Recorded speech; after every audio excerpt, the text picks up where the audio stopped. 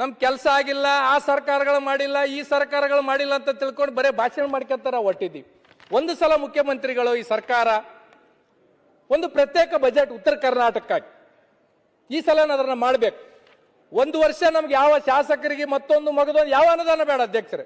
ಒಂದು ವರ್ಷ ಎಜುಕೇಶನ್ಗಾಗಿ ಇಟ್ಬಿಡ್ರಿ, ಒಂದು ವರ್ಷ ಹೆಲ್ತ್ಗಾಗಿ ಇಟ್ಟುಬಿಡ್ರಿ, ಒಂದು ವರ್ಷ ಎಲ್ಲ ಇರಿಗೇಷನ್ಗಾಗಿ ಇಟ್ಟುಬಿಡ್ರಿ, ಒಂದು ವರ್ಷ ಕುಡಿಯೋ ನೀರಿಗಾಗಿ ಇಟ್ಬಿಡ್ರಿ, ಇನ್ನ ಒಂದು ವರ್ಷ ಇನ್ಫ್ರಾಸ್ಟ್ರಕ್ಚರ್ಗೆ ಇಟ್ಬಿಡ್ರಿ.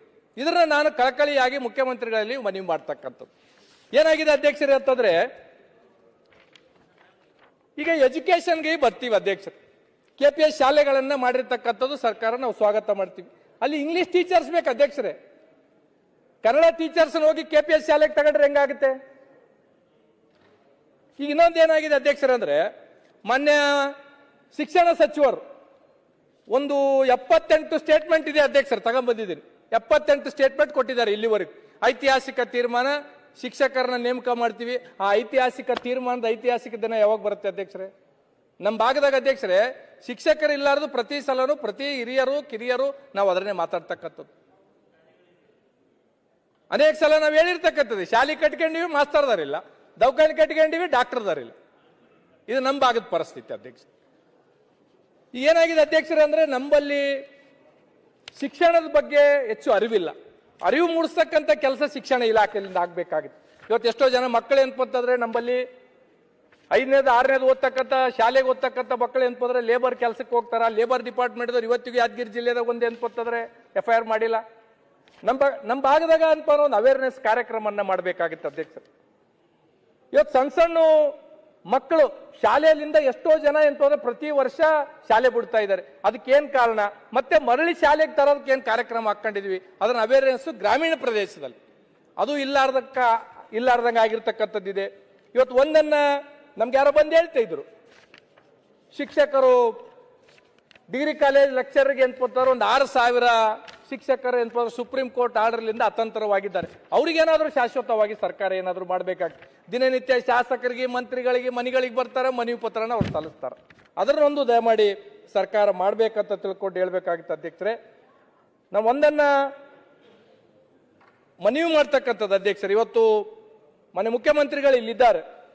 ಆರೋಗ್ಯ ಇಲಾಖೆದ ಬಗ್ಗೆ ನಮ್ಮ ತಂದೆಯವರು ಇರುವಾಗ ಮಾನ್ಯ ಮುಖ್ಯಮಂತ್ರಿಗಳು ಒಂದ್ಸಲ ಫೋನ್ನಲ್ಲಿ ಮಾತಾಡಿ ಹೇಳಿದ್ರು, ನಾಗನಗೌಡ್ರೆ ನಾನು ಇರುವಾಗ ಗುರುಮಿಟ್ ಕಾಲಿಗೆ ಒಂದು 100 ಬೆಡ್ ಆಸ್ಪತ್ರೆ ಕೊಡ್ತೀನಿ ಅಂತ ತಿಳ್ಕೊಂಡು ಮಾನ್ಯ ಮುಖ್ಯಮಂತ್ರಿಗಳು ಹೇಳಿದ್ರು. ಮಾನ್ಯ ಮುಖ್ಯಮಂತ್ರಿಗಳಿಗೂ ಗೊತ್ತು, ಇವತ್ತು ನಮ್ಮ ತಂದೆಯವರು ಇಲ್ಲ, ದಯಮಾಡಿ ಅದೊಂದು 50 ಬೆಡ್ಡಿಗೆ ಇದ್ದುದು 100 ಬೆಡ್ ತಾವಿದ್ದೀರಂತ ಇಲ್ಲಿ ಮನವಿ ಮಾಡ್ತಾ ಇದ್ದೀನಿ ಸರ್. 50 ಬೆಡ್ ಇದ್ದುದು 100 ಬೆಡ್ಡಿಗೆ ಅದೊಂದು ಮಾಡಿ ಕೊಡ್ಬೇಕಂತ ತಿಳ್ಕೊಂಡು ಮನವಿ ಮಾಡ್ತೀನಿ ಸರ್. ಹೋದಾಗ ನಾವು ಅಲ್ಲೆಲ್ಲ ಗರ್ಭಿಣಿ ಸ್ತ್ರೀಯರ ತಾಯಿ ಕಾರ್ಡ್ಗಳನ್ನ ಪರೀಕ್ಷೆ ಮಾಡಿದ್ವಿ. ನಾನು ನನ್ನ ಕ್ಷೇತ್ರದಲ್ಲಿ ಎಲ್ಲ ಆಸ್ಪತ್ರೆಗಳಿಗೆ ಹೋದಾಗ ಅಧ್ಯಕ್ಷರೇ, ಪ್ರೆಗ್ನೆಂಟ್ ಆಗಿರ್ತಕ್ಕಂಥ ತಾಯಿಯಂದಿರು ಹಿಮೋಗ್ಲೋಬಿನ್ 10, 11 ಇರುತ್ತೆ ಅಧ್ಯಕ್ಷರೇ. ಅವ್ರು ಪ್ರೆಗ್ನೆಂಟ್ ಆದ್ಮೇಲೆ ಆಸ್ಪತ್ರೆಗೆ ಬಂದ್ರೆ ಜಾಸ್ತಿ ಆಗ್ಬೇಕು. 10ರಿಂದ 9ಕ್ಕೆ ಬರುತ್ತೆ, 8ಕ್ಕೆ ಬರುತ್ತೆ, 7ಕ್ಕೆ ಬರುತ್ತೆ, 7ಕ್ಕೆ ಉದ್ಯೋಗಕ್ಕಾಗಿ ಅನೇಕ ಪ್ರತಿಭಟನೆಗಳನ್ನ ಮಾಡ್ತಾ ಇದ್ದಾರೆ. ಇವತ್ತು ಧಾರವಾಡದಲ್ಲಿ ಆರಂಭಗೊಂಡಿದೆ ಅಧ್ಯಕ್ಷರೇ. ಅಲ್ಲಿಂದ ಅನೇಕ ವಿದ್ಯಾರ್ಥಿಗಳೇ ನಮಗೆ ಫೋನ್ ಮಾಡ್ತಾ ಇದ್ದಾರೆ, ನೀವೆಲ್ಲ ಅಧಿವೇಶನದಾಗಿದ್ದೀರಿ, ಸರ್ಕಾರದಾಗಿದ್ದೀರಿ, ನೀವು ಮಾತಾಡ್ರಿ ಅಂತ ತಿಳ್ಕೊಂಡು. ಇವತ್ತು ಏನಾಗಿದೆ ಅಧ್ಯಕ್ಷರೇ, ನಮ್ಮ ಭಾಗದಾಗ ಈಗಾಗಲೇ ಒಂದು ಪಟ್ಟಿನ ನಮ್ಮ ಹತ್ರ ಬಂದಿದೆ ಅಧ್ಯಕ್ಷರೇ. ಈಗ 6 ತಿಂಗಳ ಒಂದೊಂದು ವರ್ಷಕ್ಕೆ ಅಂತಂದ್ರೆ ಧಾರವಾಡಕ್ಕೆ ಅಂತಂದ್ರೆ ಕೋಚಿಂಗ್ ಬರ್ತಾರೆ. ಕೋಚಿಂಗ್ ಮಾಡ್ಕೊಂಡು ಸಾಲ ಮುಗಿಸ್ಕೊಂಡು ಅಂತಂದ್ರೆ ಮನೆಗೆ ಹೋಗ್ಬೇಕಂದ್ರೆ ತಂದೆ ತಾಯಿ ನೀನ್ ಏನಾದ್ರು ನೌಕರಿ ಮಾಡ್ಕಪ್ಪ, ಇಲ್ಲಿ ಬಂದ್ರೆ ಅಂತಂದ್ರೆ ನಾವೇನು ಉತ್ತರ ಕೊಡ್ಬೇಕಂತ ತಿಳ್ಕೊಂಡು ಅಂತಂದ್ರೆ ಅಲ್ಲಿ ಮಕ್ಕಳಿಗೆ ಒತ್ತಡ ಆಗ್ತಾ ಇದ್ದಾರೆ. ಅವ್ರು ಸಾಲ ಸೂಲ ಮಾಡ್ಕೊಂಡ್ ಬಂದು ಇಲ್ಲಿ ಕೋಚಿಂಗು ಮುಗಿತೆ. ಅವ್ರು ಕೋಚಿಂಗ್ ಆದ್ಮೇಲೆ ಏನ್ ಮಾಡ್ಬೇಕಂಬೋದು ಅತಂತ್ರದಾಗ ವಿದ್ಯಾರ್ಥಿಗಳಿದ್ದಾರೆ. ಇವತ್ತು 2,24,000 ರೂಪಾಯಿ, 2,84,000 ಇರ್ತಕ್ಕಂಥ ಖಾಲಿ ಇರ್ತಕ್ಕಂಥ ಪೋಸ್ಟ್ಗೆ ಕೇವಲ 24,000 ಕಾಲ್ ಫಾರ್ಮ್ ಮಾಡಿದ್ದೀರಿ. ಅದರಲ್ಲಿ ಏನಪ್ಪಂದ್ರೆ 2 ವರ್ಷ ನೆನಪಂತಂದ್ರೆ ಏರಿಕೆ ಮಾಡಿದಿರಿ, ಸಂತೋಷ. ಆದ್ರೆ ಕಾಲ್ ಫಾರ್ಮ್ ಅನ್ನ ಪೂರ ಮಾಡ್ಬೇಕಲ್ಲ.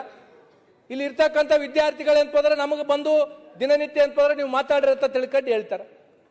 ಇದಕ್ಕೇನಾದ್ರೂ ಸರ್ಕಾರ ಗಂಭೀರವಾಗಿ ತಗೋಬೇಕಾಗುತ್ತೆ. ಇವತ್ತು ಅಧ್ಯಕ್ಷರೇ, ಇವತ್ತು ಉತ್ತರ ಕರ್ನಾಟಕದಲ್ಲಿ ನಂಬಲ್ಲಿ ಅನ್ಕೋತಾರೆ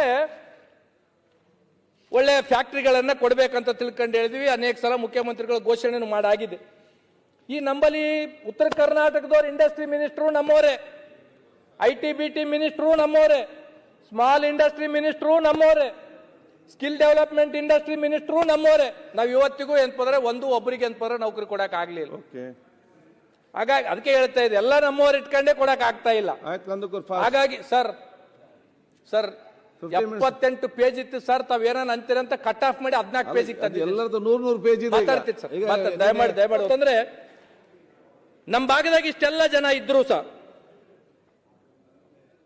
ಇವತ್ತು 18,000 ಇಂಜಿನಿಯರ್ ಸೀಟ್ಗಳು ಏನಪ್ಪಂತಂದ್ರೆ ಖಾಲಿ ಇರ್ತಕ್ಕಂಥದ್ದು ಕಾರಣ ಸರ್ಕಾರದಾಗ ಯಾವ ಪೋಸ್ಟಿಂಗ್ಗಳು ಏನಪ್ಪಂದ್ರೆ ಆಗ್ತಾ ಇಲ್ಲ.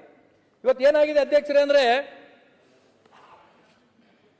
ನಾವು ಪ್ರತಿ ಸಲನೂ ಏನಪ್ಪಂತಂದ್ರೆ ಮಾತಾಡುವಾಗ ಬಹುತೇಕ ಜನ ಶಾಸಕರು 3 ಜನ 3 ಸಲ 4 ಸಲ 5 ಸಲ 6 ಸಲ 7 ಸಲ 8 ಸಲ MLA ಆಗಿ ಮಂತ್ರಿ ಆಗಿ ಓದೋರು ಏನಪ್ಪಂತಂದ್ರೆ ಬೇರೆ ದಕ್ಷಿಣಕ್ಕೋ ಉತ್ತರಕ್ಕೋ ಅಂತ ತಿಳ್ಕೊಂಡು ತುಲನೆ ಮಾಡ್ತಾರೆ. ನೀವಿರಕಲ್ಕೆ ಏನ್ ಮಾಡಿದ್ರಿ? ನಾನು ಎಲ್ಲ ಪಕ್ಷದವ್ರಿಗೆ ಕೇಳ್ತೀನಿ ಅಧ್ಯಕ್ಷರು. ಇವತ್ತು ನಾವು ಪ್ರತಿ ಸಲ ಇಲ್ಲಿ ಚರ್ಚೆ ಮಾಡುವಾಗ ಮೈಸೂರು ರಾಜರು ಮಾಡಿದ್ರು, ದಕ್ಷಿಣಕ್ಕೆ ಹಂಗಾಯ್ತು, ದಕ್ಷಿಣಕ್ಕೆ PHC ಹಂಗಿದೆ, ದಕ್ಷಿಣಕ್ಕೆ ಶಾಲೆಗಳು ಹಂಗಿದೆ, ದಕ್ಷಿಣಕ್ಕೆ ಅಂತಂದ್ರೆ ಫ್ಯಾಕ್ಟ್ರಿಗಳಿದೆ, IT ಇದೆ. ಮತ್ತೆ 40-50 ವರ್ಷದಿಂದ ಎಲ್ಲ ಪಕ್ಷದವರು ಇಲ್ಲಿಂದ ಮುಖ್ಯಮಂತ್ರಿಗಳು ಆದ್ರಿ, ಉಪಮುಖ್ಯಮಂತ್ರಿಗಳು ಆದ್ರಿ, ಹಳ್ಳಿಲಿಂದ ಡೆಲ್ಲಿ ತರ ಹೋದ್ರಿ, 6 7 7 8 ಸಲ ಏನಪ್ಪಂದ್ರೆ ಮಂತ್ರಿಗಳಾದವರು ಇವತ್ತೇನ್ಪಂದ್ರೆ ಇಲ್ಲಿ ನಮ್ಮಂತವ್ರ ಮುಂದೆ ನಿಂತ ಏನಪ್ಪಂದ್ರೆ ನೀವು ಕಾಗದ ಪತ್ರಗಳು ಇಟ್ಕೊಂಡು ಭಾಷಣ ಮಾಡ್ತೀರಿ ಅಂದ್ರೆ ನಾವೇನ್ ಮಾಡ್ಬೇಕೀಗ? ಇದು ನಮಗೆ ನಾಚಿಕೆ ಬರ್ತಕ್ಕಂಥದ್ದು ಅಧ್ಯಕ್ಷರೇ. ನಾವು ಪ್ರತಿ ಸಲನೂ ಏನಪ್ಪಂತಂದ್ರೆ ಬೇರೆಯವರಿಗೆ ತುಲನೆ ಮಾಡೋದಲ್ಲ, ನಮ್ಮ ಭಾಗಕ್ಕೆ ಅಭಿವೃದ್ಧಿ ಮಾಡ್ತಕ್ಕಂಥ ಜವಾಬ್ದಾರಿ ಹೊತ್ತಕ್ಕಂಥವ್ರು ನೀವು ಮಾಡದೇ ಇರ್ತಕ್ಕಂಥದ್ದೇ ಇವತ್ತು ಜನ ನಮ್ಮನ್ನು ಕ್ಯಾಕರಿಸಿ ಹೋಗ್ತಾ ಇದ್ದಾರೆ. ಇವತ್ತು ಪ್ರತಿ ಸಲ ಅಧ್ಯಕ್ಷರೇ, ಈಗ ನಾನು ಒಂದನ್ನ ಸೌದಿ ಅಣ್ಣವ್ರದ್ದು ನಾನೊಂದು ಪ್ರಸ್ತಾಪ ಮಾಡ್ಬೇಕು. 3 ವರ್ಷ ಆಯ್ತು ಅವ್ರ ಭಾಷಣ ಕೇಳ್ತಾ ಇದ್ದೆ. 3 ವರ್ಷದಿಂದನೂ ಏನಪ್ಪ